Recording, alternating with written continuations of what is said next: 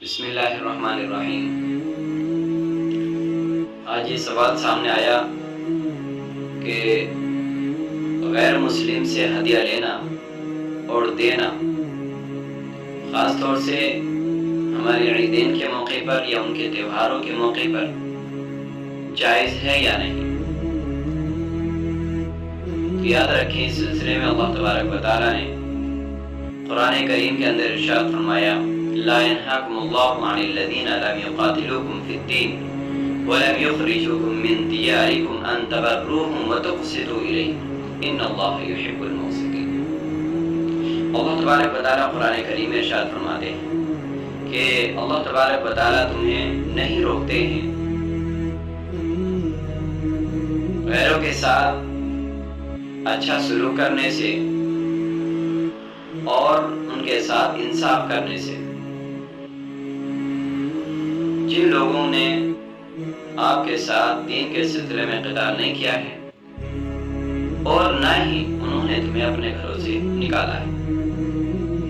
سو اللہ تبارک و تعالیٰ انصاف کرنے والوں کو پسند فرماتا ہے۔ یہ قرآن کریم کی آیت ہے، اللہ تبارک و تعالیٰ نے اس میں جو بیان فرمایا ہے، اس کی روشنی میں جب ہم بات کریں گے اور احادیث مبارکہ کا مطالعہ کریں گے یا پھر اس کے تفسیر میں ہم جائیں گے تو ہمیں اس سے ایک اصول سمجھ میں آتا ہے۔ اصول یہ ہے کہ جو غیر مسلم ہدیہ ہمیں دے رہا ہے اس میں ہم یہ دیکھیں گے کہ وہ کسی کے نام کا چڑھاوا تو نہیں ہے، غیر اللہ کے نام کا چڑھاوا تو نہیں، یا پھر جو کھانے کی چیز ہمیں دے رہا ہے اس میں کوئی حرام چیز کی ملاوٹ، حرام چیز کی آمیزش تو نہیں۔ اگر ایسا ہے تو لینے میں کوئی حرج نہیں ہے، البتہ پھر بھی احتیاط بہتر ہے۔ رہا مسئلہ گوشت کا، تو یہ یاد رکھیں، اگر غیر مسلم نے گوشت ذبح کیا ہوا یا بنا ہوا گوشت آپ کے سامنے پیش کیا یا ہدیہ دیا تو ایسی صورت میں وہ لینا اور اس کا استعمال کرنا جائز نہیں ہوگا، کیونکہ ہمیں حکم دیا گیا ہے کہ غیروں کی ذبیحہ کو ہم قبول نہ کریں، اور ہمارے لیے غیروں کا ذبیحہ یا غیر اللہ کے نام کا ذبیحہ حرام قرار دیا گیا ہے، لہذا ہم اس کو قبول نہیں کر سکتے، اس کو استعمال نہیں کر سکتے۔ اور رہا مسئلہ اگر زندہ جانور پیش کرے یا مدرسے کو دے یا مسجد میں کوئی اس طرح کا ہدیہ دے تو ایسی صورت میں ہم یہ دیکھیں گے کہ وہ جانور غیر اللہ کے نام پر چھوڑا ہوا تو نہیں۔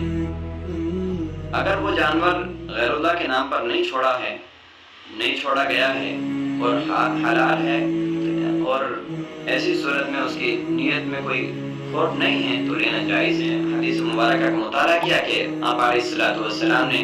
ایک یہودیہ سے ہدیہ کو قبول کیا جس میں گوشت تھا، آپ علیہ الصلوۃ والسلام نے تناول فرما لیا، بعد میں پتہ لگا کہ اس میں زہر تھا۔ تو پتہ ہی چلتا ہے کہ غیروں کا ہدیہ لینا اور قبول کرنا، اسی طرح سے ان کو ہدیہ دینا، یہ دونوں درست ہے۔ البتہ ہدیہ لینے میں احتیاط ضروری ہے، یا اسی طرح سے ہدیہ لینے میں کوئی حرج نہیں ہے اگر ہم ان کے تہوار پر دے رہے ہیں یا اپنے تہوار پر دے رہے ہیں۔ ہاں، ایسی چیز ہم بالکل نہ دیں، ہرگز نہ دیں جو ان کے تہوار کے لیے معاون ثابت ہے، مثلا کھانا تیار کر کے دینا، یا اسی طرح سے چراغ یا روشنی کا انتظام کرنا، یا اسی طرح سے موم بتی وغیرہ،